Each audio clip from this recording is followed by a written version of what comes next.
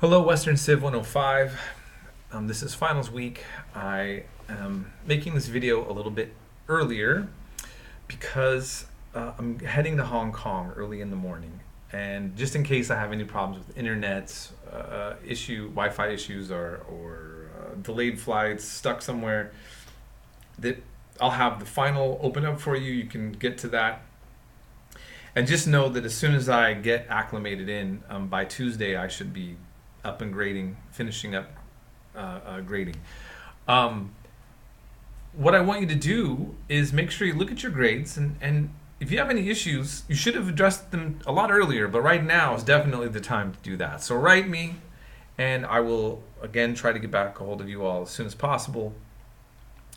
When it comes to your grades, some of you might look at the points and say to yourselves that you can afford not to take the final.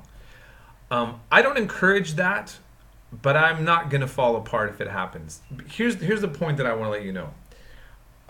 First of all, I will not answer any question if someone says, "Hey, Mr. Pollock, will I have an A still if I don't take the final?" I'm not. That's something that you need to figure out or work out. But if you look at the points that you have and you look at on Canvas and you see your own grade, and you are confident that you don't need to take the exam, it's not going to hurt my feelings. What I do want you to do, though, is write to me in the exam. When you go down the module, go in and say, "Mr. Pollock, I will not be taking this exam. I accept a 0." And then I'm going to put the 0.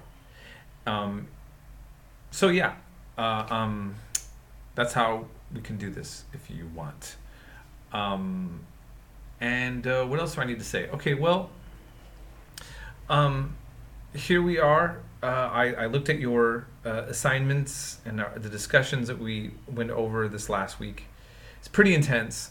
I just want to say a few brief things on the subject matter. We just dealt with the topic of the refugee crisis and the way this has affected Europe and so forth. So I was in Europe for about 3 months at the end of last year. And I just want to say anecdotally, so this isn't a scientific study, this is just what I experienced. That what I saw in the videos were definitely a topic, but I didn't see the crisis aspect. But I heard different European people speak to what they thought was the problem or not with what's happening. So when I was in Iceland, this really wasn't a topic. In Denmark, at some friends there, they told me they're very pro-refugee, and they just said, "Look, the refugee crisis isn't for us. The crisis for the refugees is the crisis." So that's their feeling. But now I went to Sweden, to the small, sleepy town, the one that my great-great-grandparents are from.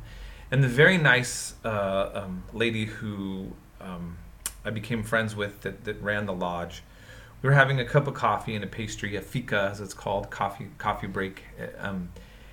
And she definitely didn't want any more refugees coming. And told me she was going to vote for the Swedish Democrats. And she admitted, "Oh yeah, there used to be Nazis in there, but they've cleaned it up. And there's, the guy that's running it now, he's a good man." And she said, "There's no more Nazis in the party." I said, "Oh." So there's that. So I'm not, that was one other opinion. She didn't say anything negative or extreme, but it was just a weird. Well, anyways, that's the story, right? Then I spent about 2 months in the Netherlands. Actually, back up. I went to Germany as well, and I stayed with a friend there. And Germany, Frankfurt, just kind of felt like a Bay Area city, multicultural. Again, we had a discussion of it. Again, nothing felt like a crisis. But my friend said that there was some weird things, like they put a bunch of refugees out in a camp near a shooting range. So here these people already had PTSD, and then they were also we're going to be exposed to hearing gunshots all throughout the day. And my friend, who's a German citizen there, was just like, I don't understand why that's happening. So there's that. Um, um, Moving into the Netherlands, the topic there, I made friends with some refugees. The guy that cut my hair, he was from Syria, a young Syrian, and he said, I speak some Arabic, and he was excited about that. And he said, I hope someday you get to come back to my country. It's such a beautiful place. When this whole war thing ends. And so, he expressed hope of going back. And I met two other Syrian refugees that helped bring up the couch to my friend's apartment. It was very difficult to get into. And they were very friendly guys. And I had a very moving and intense experience going on a train to Amsterdam with the girl. She had the hijab, the head covering. We started talking. She found out I knew some Arabic, and that also got her excited. And then she just started telling me how she used to, in Syria, that she was the head of a women's athletic department somewhere. And then she said, I have so many friends that were killed. So many. And then her eyes started watering up.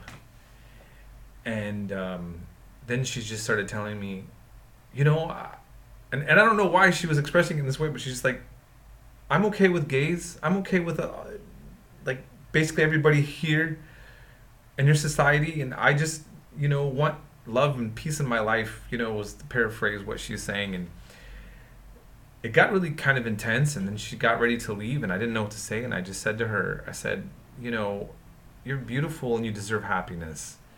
I hope you have that. And she just looked really emotional, and she expressed thanks and left. And that's my experience with refugees in Europe. So other people have their own. That's mine. I just thought I would share them.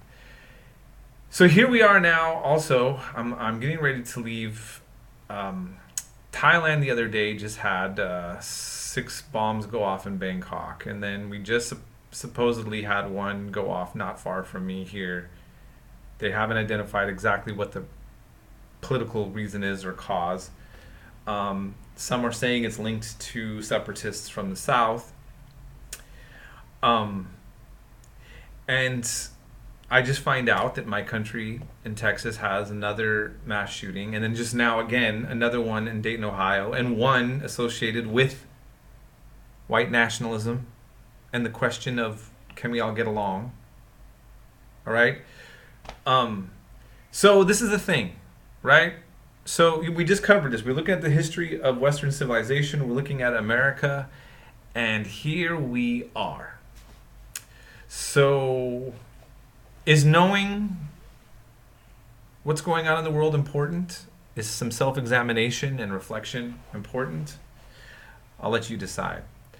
I'm going into Hong Kong, and they're in the middle of many conflicts with the central government, and I'm not sure exactly what's going on there either. So, I'm looking at the world, and it's, I've been having some chill times, but there's a lot of things going on in the world that's not chill. So I'm just holding my breath, smile, glad to be alive, and just hope to contribute something positive to the world as all these things go on. So it's been great having all of you. Let's stay in touch, and again, get a hold of me if you need anything.